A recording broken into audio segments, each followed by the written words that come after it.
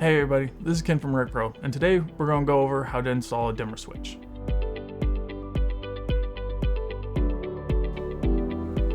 Keep in mind, since our dimmer switches are a 3-wire, you do need the grounding wire grounded for the dimming part of the switch to work properly. So for the tools that you'll need are some wire strippers, and we are using twist caps. Your wire connections might vary, but this is what we had on hand and found the easiest.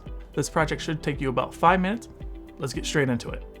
After disconnecting our power, we then prepped all of our wires by stripping them.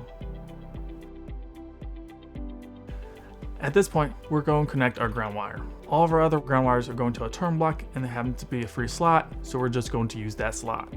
Next, we're going to connect our white wire on our dimmer switch to the light wire. We are just using our wire nuts for this one. Once we have twisted the caps on, make sure you tug on the wires so that nothing comes out. Then you'll want to connect the positive wire to your positive in your RV. We also are using a wire cap at this point too. Now we'll need to put the dimmer switch into the hole that's cut out for it and screw it down. Once all 4 screws are in, then you'll place the cover plate onto the dimmer switch, and it is just a clip and pop in. Now that it's all together, we're going to give it a quick test. As you can see, this was a quick and easy install. If you would like to know more about this product, click in the link in the description below. And if you want to see more videos like this, make sure you like and subscribe. And remember, when you're rolling down the road, roll with RecPro.